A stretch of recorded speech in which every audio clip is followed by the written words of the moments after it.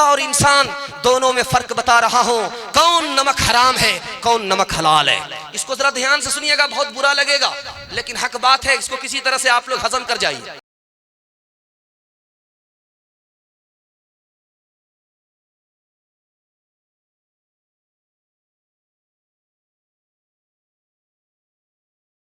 अब मैं सीधे उस अजीमुल मर्तबत या यूं कह ले बेहतरीन बेबाक शीरी बयां या शीरी ज़बा खतीब की तरफ पहुंचने की कोशिश करता हूं, जिनकी हिंदुस्तान में एक पहचान, एक आन, एक बान, एक शान और हम सब के वो आज के मुअज़्ज़ज़ मेहमान हैं। ऐसी अजीमुल मर्तबत खतीब की तरफ मेरी निगाह उठती है तो वो खतीब अजीम दार्जिलिंग कालिम्पोंग सिक्किम से चल करके हमारे और आपके पास वो तशरीफ लाए हैं, जिनका नाम है नामी इस्म गिरामी जनाब हजरत मौलाना व मुफ्ती सादुल नजीब साहब कासमी दामत बरकातुहुल आलिया है।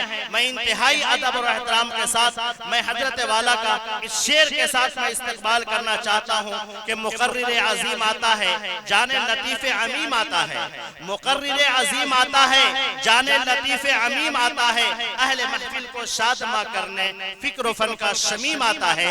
जनाब हजरत मौलाना मुफ्ती सादुल नजीब साहब माइक पर आप सुनेंगे, वो सुनाएंगे, यकीनन उनके बयान के अंदर वो चाशनी है, वो लचक है, वो महक है, वो शगुफ्तगी है, वो शयुफ्तगी है कि आपको सुनने के बाद मजा आएगा कि बार बार सुना जाए। और मजा क्यों ना आए, क्योंकि नबी का कलाम सुनना है, अल्लाह का कलाम सुनना है, उनके मुताबिक अल्लाह ने जो उनको सलाहियतें दी हैं, एक तरफ वो शेर पढ़ करके आपको समझाएंगे और दूसरी तरफ अल्लाह और उसके रसूल की बातों को हदीस और कुरान की रोशनी में समझाएंगे। जनाब मुफ्ती सादुल नजीब साहब मसनद खिताबत पर जलवा अफरोज हो चुके हैं, हम आपका शुक्रिया अदा करते हैं।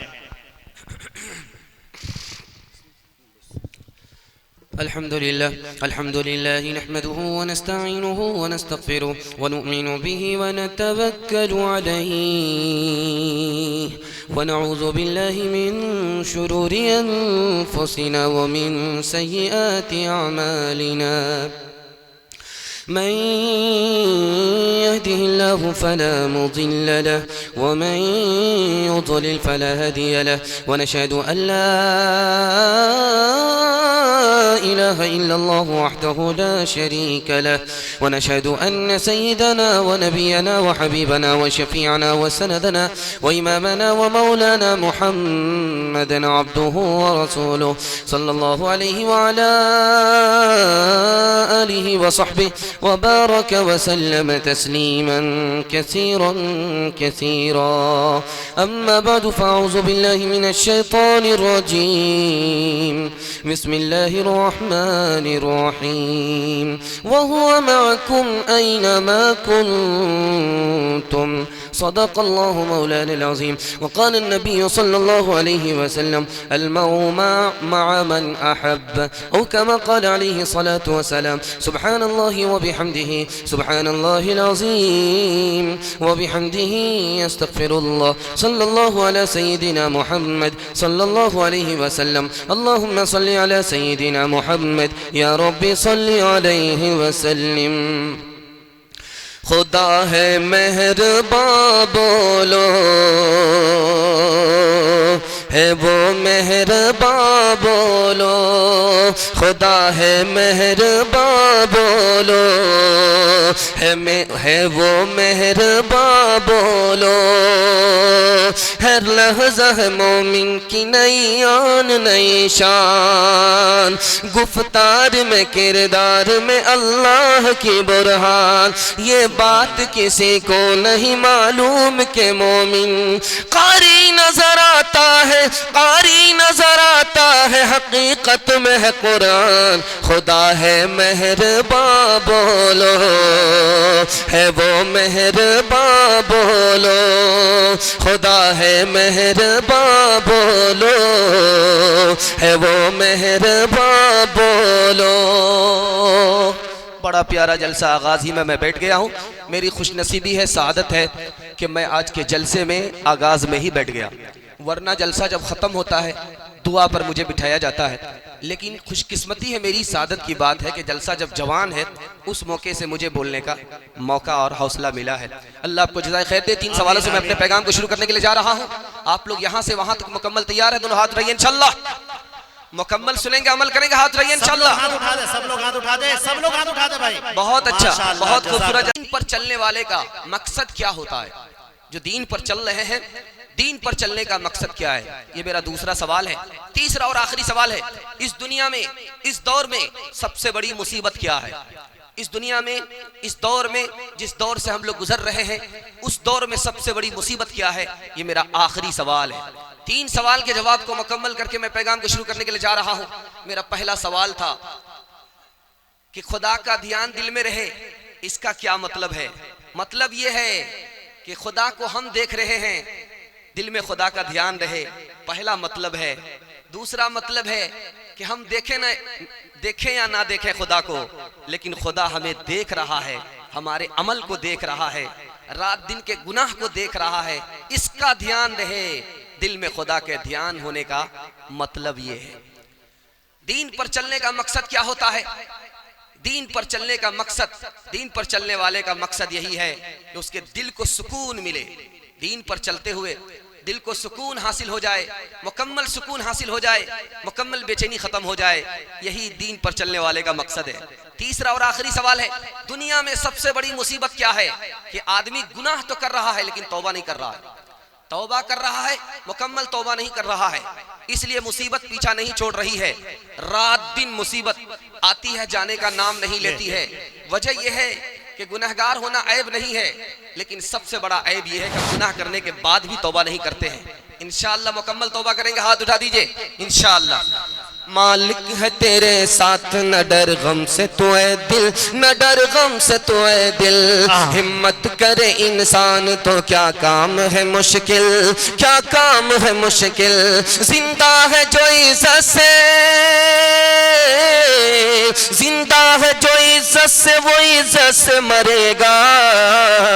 दुनिया में हम आए हैं तो जीना ही पड़ेगा, जीना ही पड़ेगा। गिर गिर के मुसीबत में संभलते ही रहेंगे, संभलते ही रहेंगे। जल जाए मगर आग पे चलते ही रहेंगे, चलते ही रहेंगे। गम जिसने दिए हैं, गम जिसने दिए हैं, वही गम दूर करेगा। बेशक, बेशक। जीवन है अगर जहर तो पीना ही पड़ेगा, पीना ही पड़ेगा। बहुत खूबसूरत, बड़ा ताज़ा, बड़ा प्यारा मुताला आपकी खिदमत में आ रहा है। आप लोग बिल्कुल आगाज में बेताब होकर के सुन रहे हैं। अल्लाह आपकी मोहब्बत को सलामत रखे, आमीन। आपके दिल में खौफ खुदा आ गया, कितना बड़ा नफा होता है। खौफ खुदा दिल से निकल गया, कितना बड़ा नुकसान होता है। 3 मिनट का पैगाम खाता की सूरत में खोल रहा हूँ। आगाज इंशाअल्लाह अच्छा होगा तो अंजाम भी बहुत अच्छा होगा। बेशक। 2 तरह के आदमी हैं। एक आदमी गुनाह करके गुनाह को पहाड़ समझता है, ये मुसलमान है। एक आदमी है गुनाह पर गुनाह कर रहा है, लेकिन गुनाह को मक्खी की तरह उड़ा रहा है, कुछ नहीं समझ रहा है, ये मुनाफिक है। कच्चा मुसलमान तो है, पक्का मुसलमान नहीं है। आपके घर में पैसा आ रहा है, पता नहीं चलता है कहां चला गया। राज बता रहा हूं, आप गुनाह कर रहे हैं, आपके दिल से खौफ खुदा निकल गया, इसलिए पैसे के आने के एक रास्ते हैं, जाने के 72 रास्ते हैं। कमाते तो बहुत है, नजर नहीं आ रहा। अगर आप चाहते हैं कि थोड़े पैसे में ज्यादा काम निकले और पैसा बच भी जाए, मैं राज बता रहा हूं, गुनाह छोड़ दीजिए, दिल में खौफ खुदा पैदा कीजिए। गारंटी है थोड़े पैसे में आपका ज्यादा काम होगा, पैसा बच जाएगा, काम खत्म हो जाएगा। 2-3 बात को ध्यान से रखिए। इतना बड़ा मजमा है, मैं पूछूंगा कि आप खुदा से डरते हैं तो आप कहेंगे डरते हैं। डरने का क्या मतलब होता है? 3 मतलब होता है। हम डरते हैं इसलिए कि गुनाह करेंगे सजा मिलेगी, ये भी डरना है। हम नेकी करते हैं तब भी डरते हैं, क्या पता नेकी अल्लाह कबूल करेगा कि नहीं करेगा, ये भी डरना है। तीसरा डरना है कि जैसा खुदा की बंदगी का हक था वो हमसे अदा नहीं हो सका। सबसे बड़ा इंसान यही है, मुसलमान वही है जो इस तरह का खौफ अपने दिल में रखे कि कि जैसा हक था वैसा मुझसे अदा नहीं हो सका। एक राज नुक्ते को सुनिएगा, नमाज जब शुरू होती है तो कहां से शुरू होती है? अल्हम्दुलिल्लाह से शुरू हो रही है। और नमाज जब खत्म होती है तो अस्तगफिरुल्लाह पर खत्म हो रही है। नमाज शुरू होती है अल्हम्दुलिल्लाह पर शुरू हो रही है, नमाज खत्म हो रही है अस्तगफिरुल्लाह पर खत्म हो रही है। अल्हम्दुलिल्लाह पर नमाज इसलिए शुरू हुई कि नमाज में मैं बाद में आया, खुदा ने मुझे पहले तौफीक दिया, अगर खुदा तौफीक नहीं देता तो हमसे नमाज अदा नहीं होती। इसलिए अल्हम्दुलिल्लाह नमाज अदा करने के बाद आदमी सर पर हाथ रख करके कहता है अस्तगफिरुल्लाह। क्या मतलब हुआ? जैसा हक था नमाज पढ़ने का वो हमसे अदा नहीं हो सका, अस्तगफिरुल्लाह। अल्लाह के 3 नाम हैं, आपका दिल बहुत मजबूत होगा। एक नाम है अल्लाह का गाफिर, गुनाह को माफ करने वाला। दूसरा नाम खुदा का है गफूर, बहुत ज्यादा माफ करने वाला। और तीसरा नाम है खुदा का गफ्फार, हद से ज्यादा गुनाह को माफ करने वाला। इंसान के 3 नाम हैं, आपको मायूस होने की जरूरत नहीं है। इंसान जालिम है, जुल्म करता है, एक नाम इंसान का जालिम है। दूसरा नाम जलूम है, बहुत ज्यादा जुल्म करता है। और तीसरा नाम इंसान का जल्लाम है, हद से ज्यादा जुल्म करता है। लेकिन ऐसे लोगों से भी खुदा ने यह कहा कि तुम्हें मायूस होने की जरूरत नहीं है। तुम अगर थोड़ा गुनाह करते हो तो मैं थोड़ा माफ करूंगा, मैं गाफिर हूं। अगर तुम ज्यादा गुनाह करते हो तो मैं गफूर हूं, मैं बहुत ज्यादा माफ करने वाला हूं। अगर तुम हद से ज्यादा गुनाह करने वाले हो तो मैं हद से ज्यादा माफ करने वाला गफ्फार हूं। बेशक। 2 मिसाल पर पैगाम को खत्म कर रहा। हजरत उमर ने एक बच्चे को देखा जंगल में बकरी चरा रहा है। सोचा कि ये बच्चा सिर्फ बकरी ही चरा रहा है या खुदा रसूल को भी जानता है, खौफे खुदा रखता है। करीब गए, कहा कि बच्चा मुझे एक बकरी फ्री में दे दो या पैसा ले करके दे दो। तो बच्चे का जवाब है कि मैं मालिक नहीं हूं, मैं चरवाहा हूं, मैं आपको फ्री में भी बकरी नहीं दे सकता, पैसा ले करके भी नहीं दे सकता। तो हजरत उमर ने कहा कि एक काम करो, तुम्हारी बकरी को मैं खा जाऊंगा, तुम पैसे को खा लोगे, मेरा भी काम बन जाएगा, तुम्हारा भी काम बन जाएगा। जब तुमसे मालिक पूछे कि बकरी क्या हुई तो कह देना भेड़िए ने खा लिया। उस बच्चे का जवाब सुनिए, झिंझोड़ने के लिए काफी है, आंख से पट्टी हटाने के लिए काफी है। मैं इस मालिक को तो धोखा दे दूंगा, उस मालिक को कहां से धोखा दे सकूंगा। करम कर ए खालिक हूँ मोहताज तेरा, करूँ हमद तेरी मैं शामो सवेरा। करम कर खालिक हूँ मोहताज तेरा, करूँ हमद तेरी मैं शामो सवेरा। हूँ शर्मिंदा या रब परेशान हूँ मैं, गुनाह पे अपने पशीमान हूँ मैं। पलीदी गुनाहों की तू पाक फरमा, बसोज़े मोहब्बत मेरे दिल को गरमा। आमीन। इंशाअल्लाह बुढ़ापे में तौबा करेंगे, हाथ उठा दीजिए। ये देखिए बुढ़ापे में तौबा करने वाले, इत्तिफाक ये है कि जिनका वोटर लिस्ट में नाम नहीं आया उन्होंने ही हाथ उठाया। जी जी जी जी। जिनको बहुत देर से जब बूढ़ा होना है वही लोग हाथ उठाए। अल्लाह का शुक्र है। दूसरा नमूना आपकी खिदमत में आ रहा है, बहुत ध्यान से आपने सुना, मेरा आपने दिल खुश कर दिया। मैं आपको दिल से दुआ देता हूँ, अल्लाह आपकी दीन दुनिया दोनों की भलाई को, दीन दुनिया दोनों की भलाई से अल्लाह आपको माला माल फरमाए। आमीन। दूसरा बड़ा खूबसूरत मुताला आपकी खिदमत में आ रहा हो, तकिया पर जब सर आए आपका तो आपको एक काम करना है, ध्यान ये देना है, आज तो मैं दुनिया के सामने खड़ा हूं, एक दिन ऐसा भी आएगा कि खुदा के सामने खड़ा होना पड़ेगा। बेशक। इसको सामने रखिएगा। मैं मुताला आपकी खिदमत में लेकर के आ रहा हूं। इंसान, कौन सा इंसान कामयाब है? घर में कमा करके लाता है, हिसाब से खर्च करता है, ये इंसान कामयाब है। इंसाफ करता है, अपनी माँ के साथ भी अपनी बीवी के साथ भी, जन मुरीद नहीं है, ये इंसान कामयाब है। दिल में खौफे खुदा है, ये इंसान कामयाब है। जबान पर हर वक्त अल्लाह की तारीफ है, ये इंसान कामयाब है। 4 हालत से इंसान गुजरता है। पहली हालत ये है वो नाफरमानी में है, ये बदनसीब है। दूसरी हालत है नाफरमानी में नहीं है बल्कि खुदा की फरमाबरदारी में उसका दिन गुजर रहा है, कामयाब इंसान है। दूसरा इंसान, तीसरी हालत है मालदार है, मालदारी में उसका दिन गुजर रहा है, शुक्र से गुजर रहा है, कामयाब है। गरीबी में उसका दिन कट रहा है, सब्र से कट रहा है, ये इंसान कामयाब है। मैं आपके मुसीबत के मारे, काम को बनाने वाले, दुश्मन से बचने वाले, जन्नत के सवाल करने वाले के लिए 4 वजीफे बता रहा हूँ। 4 लाइन का वजीफा है।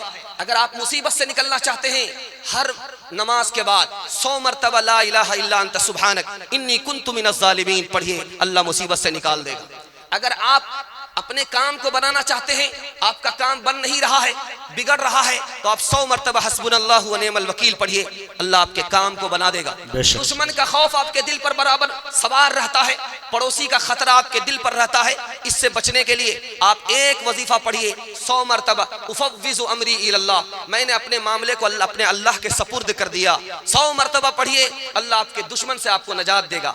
जन्नत का सवाल करना चाहते हैं, उठते बैठते माशा अल्लाह ला कुव्वत इल्ला बिल्लाह पढ़िए, अल्लाह जन्नत में दाखिल फरमा। 4 मिसाल देता हूँ, पैगाम को खत्म कर रहा हूँ। दुकानदार है, उस्मान खैराबादी है, दुआ कीजिए अल्लाह उनकी कब्र को नूर से भर दे। दुकान पर बैठते हैं, कोई फटा नोट भी देता है तो भी कबूल कर लेते हैं, कोई जाली नोट देता है तो भी कबूल कर लेते हैं। तो कर्मचारी ने कहा, मुंशी ने कहा कि हुजूर इस तरह तो खसारा होगा। कहा दुनिया का खसारा है, आखिरत का खसारा नहीं है, ये सहारा है। जब अल्लाह पूछेगा, ए उस्मान तू मेरी अदालत में क्या लेकर के आया, तो कह दूंगा मैं तेरे बंदों के खोटे सिक्के को कबूल किया है, तू मेरे खोटे अमल को कबूल फरमा। दूसरा नमूना आपके सामने रखने के लिए जा रहा हूं। अल्लामा इकबाल का आपने नाम सुना है। अल्लामा इकबाल इतने बड़े शायर थे, कितना बड़ा खौफ खुदा इनके दिल में था, कैसा एहसास उनके दिल में था, आपको सुनकर के हैरत होगी। अल्लामा इकबाल दुआ करते थे नमाजों में, ए मेरे परवरदिगार मेरा हिसाब आसान लेना और मेरे नबी के सामने मत लेना। मेरा हिसाब लेना सख्ती से लेना, आसानी से मत लेना, लेकिन मेरे नबी के सामने मत लेना। जब मेरा हिसाब सख्ती से लिया जाएगा, मेरे नबी का सर झुक जाएगा। मैं अपने नबी के सर को उठाना चाहता हूँ, गिराना नहीं चाहता। बेशक। तीसरा नमूना हमारे सामने आ रहा है, शाह अब्दुल कादिर जिलानी रहमतुल्लाह अलैह, जिनको बड़े पीर कहा जाता है, जिनको बड़े पीर कहा जाता है। और शाह अब्दुल कादिर जिलानी के नाम से बच्चा का एक बच्चा वाकिफ है। उनकी तारीख बता रहा हूँ। दुआ करते हैं, मेरे परवरदिगार मेरा हिसाब लेना, मेरे नबी के सामने मत लेना। अगर नबी के सामने हिसाब लेना तो मुझे अंधा खड़ा करना, ताकि मुझे अपने नबी के सामने रुसवा होना ना पड़े। चौथा और आखिरी नमूना आपके सामने लेकर के आ रहा हूँ।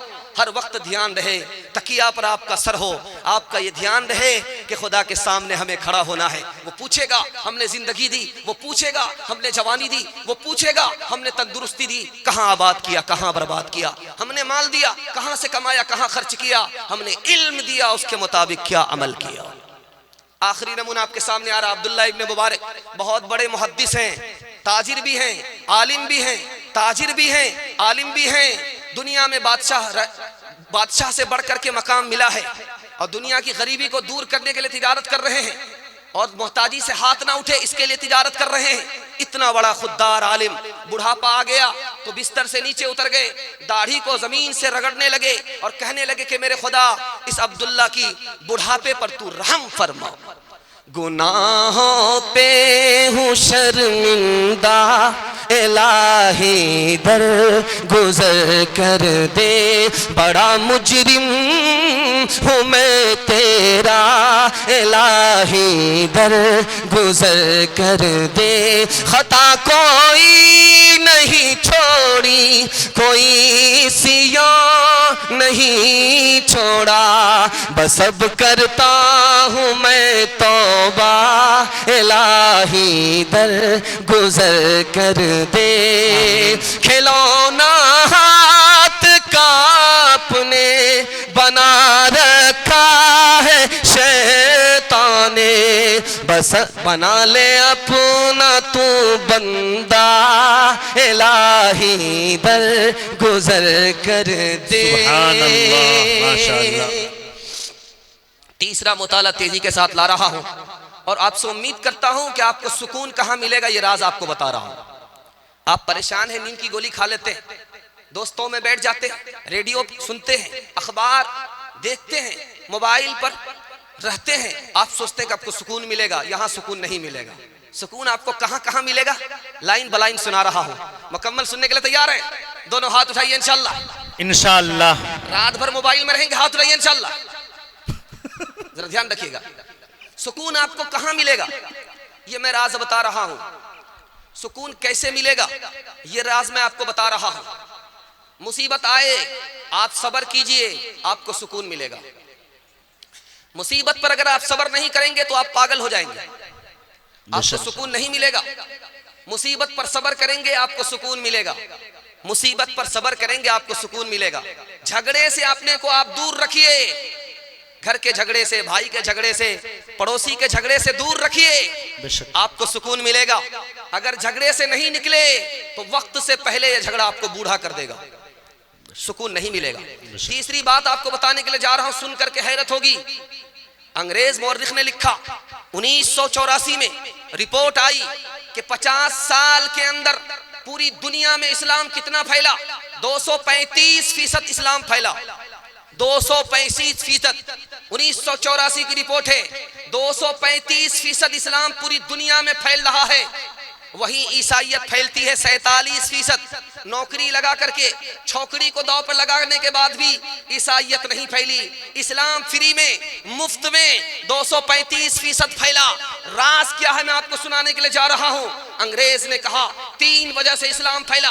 235% दुश्मन के मुल्क में इस्लाम फैला, 3 वजह से फैला। पहली वजह यह थी मोहम्मद की वजह से इस्लाम फैला, दूसरी वजह यह थी मस्जिद की वजह से इस्लाम फैला, तीसरी वजह यह थी मस्जिद में पूरे मोहल्ले के नमाजी एक साथ जमा होकर के नमाज पढ़ने लगे, इत्तिहाद मिला।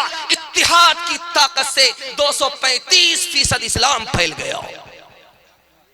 सुनाने के लिए जा रहा हूं, ध्यान से सुनिएगा। इबादत किसका हक है?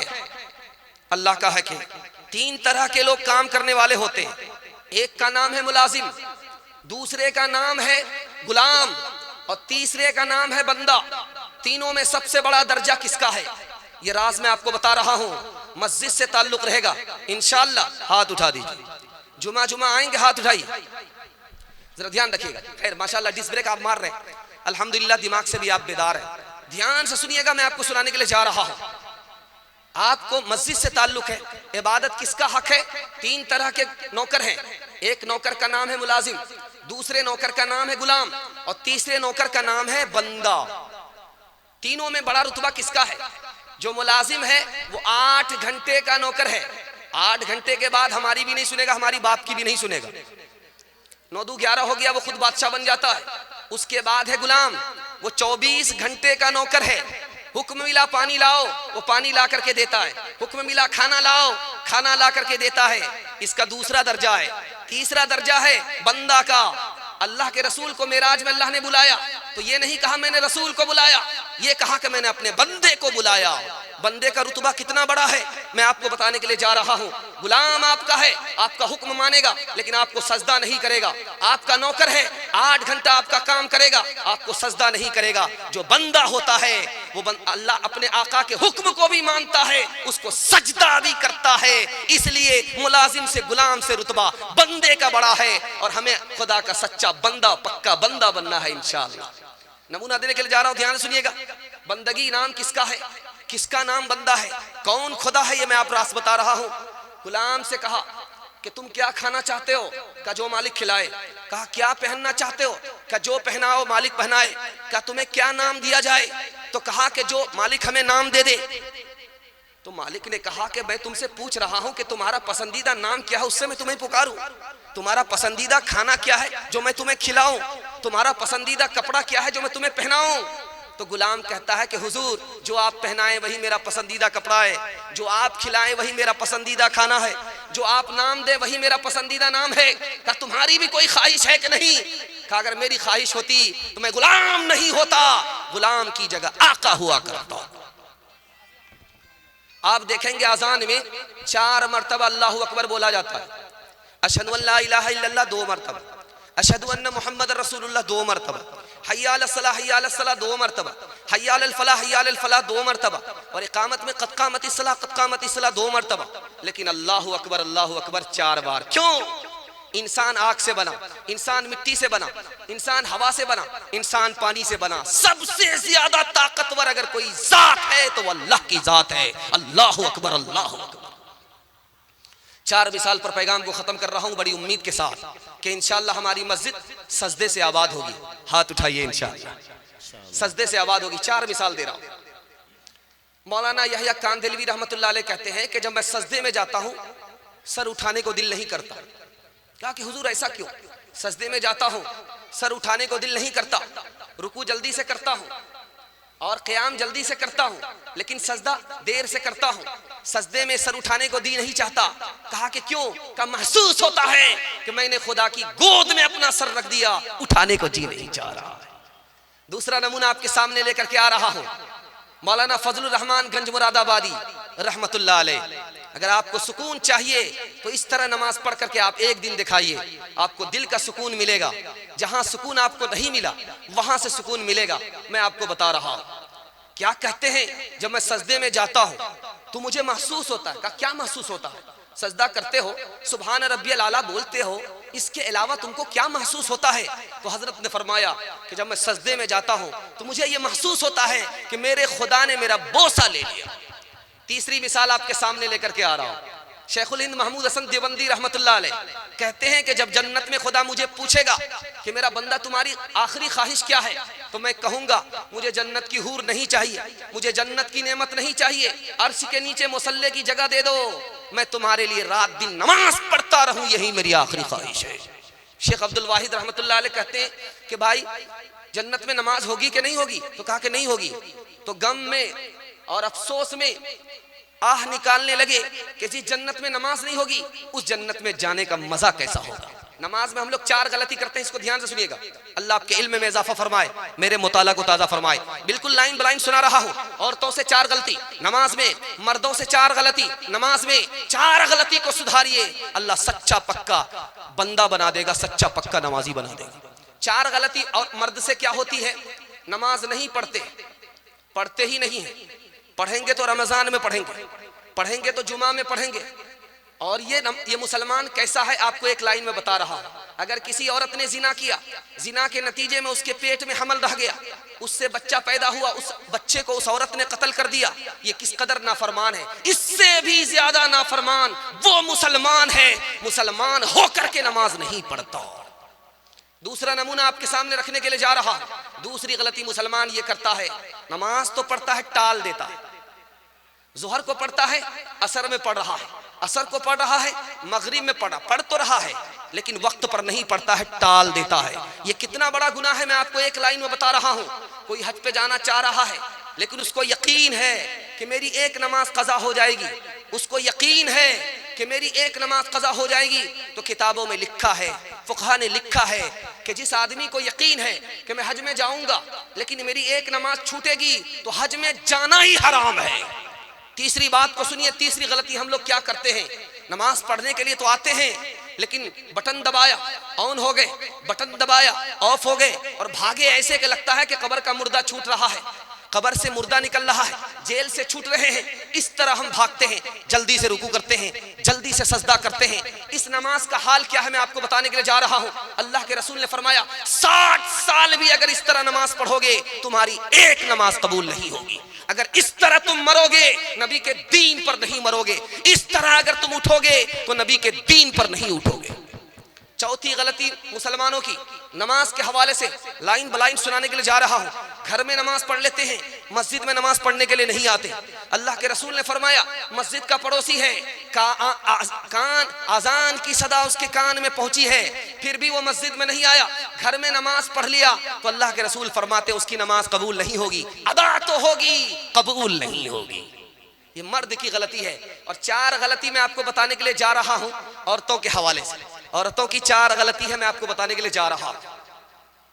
नमाज तो पढ़ती है लेकिन टाल करके पढ़ती है, पहली गलती। दूसरी गलती, पाक हो गई फिर भी जल्दी से गुस्ल करके नमाज शुरू नहीं करती है, 1-2 नमाज को टाल देती है। 10 दिन में बच्चे की पैदाइश हुई है, 10 दिन में खून बंद हो गया, 30 दिन का इंतजार करती है, उसके बाद नमाज शुरू करती है। ये तीसरी गलती। चौथी गलती, जो नमाज छूट गई पाक होने के बाद, गुस्ल करने के बाद, उसको जल्दी से कज़ा नहीं करती है। ये 4 गलती औरतों की है। जाग ए उम्मती शाह है दुनिया वो दी तेरे सोने का अब वक्त बाकी नहीं। होश कर खोल आंखें कहाँ सो गया, देख दुश्मन जमाना तेरा हो गया। बुलबुलें कह रही है ये क्या हो गया, इस चमन का निगहबा कहाँ सो गया। मस्जिदे आज तेरी सुनसान है, तो अपने को कहता मुसलमान है। तीसरा पैगाम निकल गया, आखिरी पैगाम खुदा के हवाले से सुनाने के लिए जा रहा हूँ। हमसे सब काम होता है, एक काम नहीं होता। दीन पर हम खड़े नहीं होते, इसका राज क्या है आज आपको मैं बताने के लिए जा रहा हूँ। हाँ रहने दीजिए, अभी तो हम गर्म हो रहे हैं, गरम गरम को मार देगा, इसलिए थोड़ा ठंडा होने दीजिए। जरा ध्यान से मजमा सुन रहा है, सुनाने के लिए जा रहा हूँ।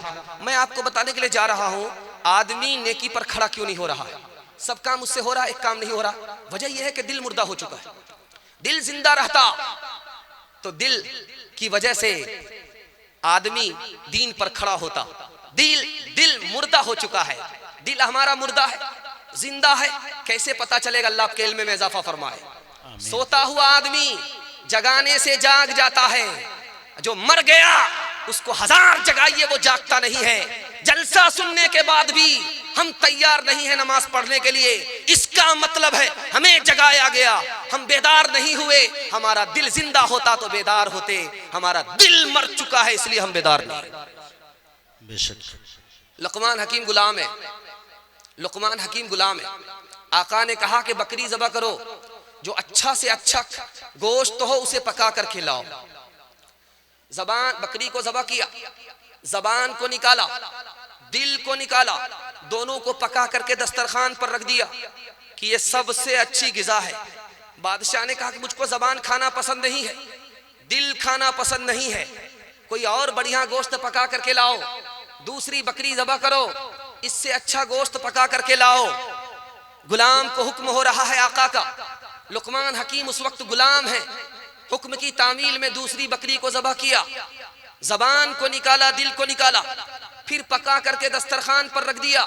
आका ने कहा कि तू कितना बड़ा बेवकूफ आदमी है, इससे पहले मैंने कहा था कि अच्छा गोश्त लाओ, तुमने जबान और दिल निकाल करके रखा।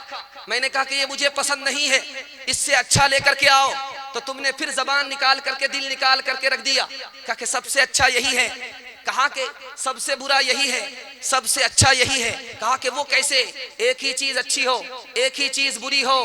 तो कहा कि इस जबान की अगर बंदा हिफाजत कर ले, इस दिल को अगर काबू में रखे, तो इससे बढ़कर के कोई और दौलत नहीं हो सकती।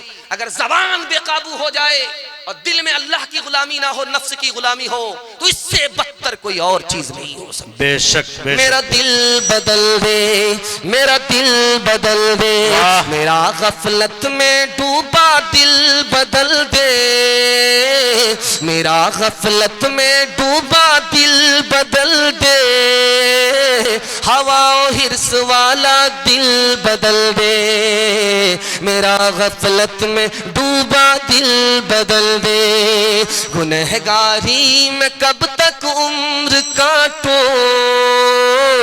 गुनहगारी में कब तक उम्र काटो, बदल दे मेरा रास्ता, दिल बदल दे, मेरा गफलत में डूबा दिल बदल दे।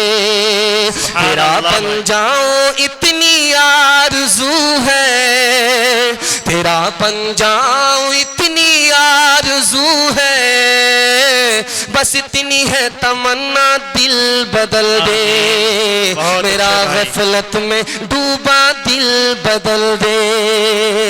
ध्यान दीजिएगा तेजी के साथ, आखिरी नमूना खुदा की पहचान के हवाले से सुना रहा हूँ। हम लोग कितने बचपन से 55 में आगे खुदा की पहचान नहीं है, कितने बड़े बदनसीब इंसान है, मुसलमान है। यह आखिरी नमूना आपको सुनाने के लिए जा रहा हूँ। कुत्ता और इंसान दोनों में फर्क बता रहा हूँ, कौन नमक हराम है, कौन नमक हलाल है। इसको जरा ध्यान से सुनिएगा, बहुत बुरा लगेगा लेकिन हक बात है, इसको किसी तरह से आप लोग हजम कर जाइए। ध्यान से मैं आपको कहने के लिए जा रहा हूँ। कुत्ता है, उसको मालिक के दरवाजे पर रोटी मिलती है, तब भी वो गुलामी कर रहा है। रोटी नहीं भी मिलती है फिर भी मालिक के दर को छोड़ नहीं रहा है, और हमारा मालिक हमको रोज रोटी खिला रहा है फिर भी हम उसके दर को पकड़ने के लिए तैयार नहीं। इंसाफ से बताइए नमक हराम नमक हलाल कौन है? दूसरा नमूना आपकी खिदमत में ला रहा हूं। छोटा बच्चा बाप के साथ आ रहा है, किसी मेहमान ने उसको पैसा देना चाहा, बच्चा बाप का मुंह देख रहा है, पकड़ नहीं रहा है। बच्चा बाप का मुंह देखेगा लेकिन पकड़ता नहीं है। दूसरा आदमी अगर बच्चे को पैसा देना चाहे, बाप के साथ बच्चा है छोटा, तो पैसा पकड़ता नहीं है बल्कि बाप का मुंह देख रहा है। क्या मतलब हुआ कि बाप की इजाजत है कि नहीं है? बाप की इजाजत होती है बच्चा पकड़ लेता है, बाप की इजाजत नहीं है बच्चा नहीं पकड़ता। 1000 आप दीजिए उसको, पैसा दीजिए, टॉफी दीजिए, नहीं लेता है। और हम खुदा के बंदे कदम उठाने से पहले नहीं सोचते हैं कि हमारा खुदा खुश होगा या नाराज होगा। उस नादान बच्चे से भी हम बदतर हैं। दूसरी मिसाल दे रहा हूं, हम किसान आदमी हैं, हमारे यहाँ बकरी होती है, नया बच्चा उसने दिया है, एक से ज्यादा बकरी है, एक से ज्यादा बच्चा है। बच्चे को घर में रखा जाता है झांप करके और बकरी बाहर निकल जाती है। शाम के वक्त में जब वो माँ लौटती है और उसके बच्चे को अब खोला जाता है तो हर बच्चा अपनी माँ की तरफ भाग रहा है, हर बकरी अपने बच्चे की तरफ भाग रही है।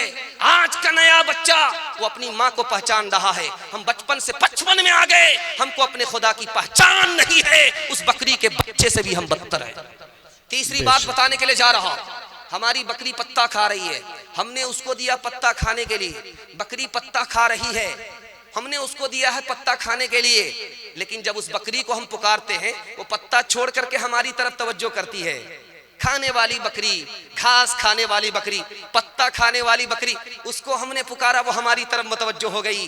हर 5 नमाज में खुदा अपनी मस्जिद से अपने बंदों को सदा देता है। हम अपने काम को छोड़ करके मस्जिद की तरफ नहीं आते, तो बताइए उस बकरी से भी हम बदतर हैं कि नहीं है? 2-3 मिसाल पर पैगाम खत्म कर रहा हूं, इसको जरा ध्यान से सुनिएगा। अल्लाह की मोहब्बत आएगी जब आप खुदा के जिक्र के साथ होंगे। खुदा की मोहब्बत में कमी आएगी जब आप नफ्स की गुलामी करेंगे। खुदा की मोहब्बत आनी चाहिए क्योंकि हम उसका नमक खाते हैं। खुदा की मोहब्बत है क्या चीज जो आपको रात के अंधेरे में भी खुदा के दर पर ले आती है। आपको सुनाने के लिए जा रहा हूं, आप बिल्कुल ताजा है, मैं आपको बताने के लिए जा रहा हूं। यूसुफ अलैहिस्सलाम बेगुनाह थे, जुलेखा गुनहगार थी। पहला गवाह वो बच्चा है कि यूसुफ का कपड़ा पीछे से फटा है, आगे से फटा नहीं है। यूसुफ के लिए दूसरा गवाह मिस्र की औरत है कि जुलेखा गुनहगार है, यूसुफ बेगुनाह है। तीसरा गवाह वो जेल का साथी है, वो कहता है कि आप ज़बान के भी सच्चे हो, किरदार के भी सच्चे हो। तीसरा गवाह खुद जुलेखा ने एतराफ किया कि गुनहगार मैं हूँ, जिना करने के लिए मैंने यूसुफ को कहा था, यूसुफ बेगुनाह है। चौथा गवाह, पांचवा गवाह खुद खुदा है कि यूसुफ अलैहिस्सलाम ने दुआ मांगी थी, मेरे खुदा मुझे जेल जाना पसंद है, मुझे जिना करना पसंद नहीं है। पांचों गवाह की मौजूदगी में जब यूसुफ अलैहिस्सलाम से पूछा गया कि आप गुनाह से कैसे बच गए, जुलेखा ने 7 दरवाजे के बीच आपको बुलाया था जिना करने के लिए, तो आप कैसे बच गए? कितने कमाल के आदमी हैं। तो कहा कि मैं बचा नहीं, अल्लाह ने मुझे बचाया। बेशक अय्यूब अलैहिस्सलाम की तारीख में आपके सामने रखने के लिए जा रहा हूं। खुदा के बन जाइए, सारी खुदाई आपके हाथ में है। जो खुदा का नहीं हुआ वो किसी का नहीं हो सकता।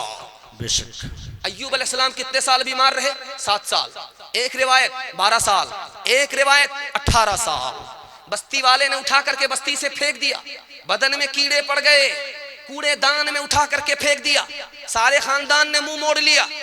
बीवी वफादार, उस बीमार शौहर को वक्त पर खाना खिलाना, वक्त पर उसकी खिदमत करना, ये काम जारी रहा। अब यूसुफ अलैहिस्सलाम तंदुरुस्त हो गए, बीमारी खत्म हो गई। 18 साल के बाद, 12 साल के बाद, 7 साल के बाद अब उनसे पूछा कि बीमारी अच्छी है या तंदुरुस्ती अच्छी है? जवाब सुनिए कि तंदुरुस्ती से बढ़कर के बीमारी है। कहा कि वो कैसे? आपका दिमाग खराब तो नहीं हो गया? बीमारी में आपका रह करके दिमाग जवाब तो नहीं दे दिया? बीमारी तंदुरुस्ती से बढ़कर के कैसे हो सकती है? का मैं राज बता रहा हूँ। जब मैं बीमार था तो अल्लाह का सलाम डायरेक्ट आता था। अय्यूब कैसे हो? मैं शाम तक बीमारी भूल जाता था। अल्लाह का सलाम डायरेक्ट आता था, मैं सुबह तक बीमारी भूल जाता था। आज मैं तंदुरुस्त जरूर हो गया, खुदा के सलाम से महरूम हो गया। सुभान अल्लाह। बेशक ओ जगदाता दाता जग के, ओ परखन हारे रग रग के, ओ बिन बाप के, ओ बिन माँ के, मालिक दिल के मालिक जाके सुखी शाख में को पल फोड़े, गिले डाल के पत्ते तोड़े। तू ही मरज दे, तू ही दवा दे, तू ही दवा दारू में शिफा दे। चुमकारे चुमकार के मारे, मारे मार के फिर चुमकारे, मार का प्यार का तेरे पूछना क्या है, मार में भी एक तेरी मजा है।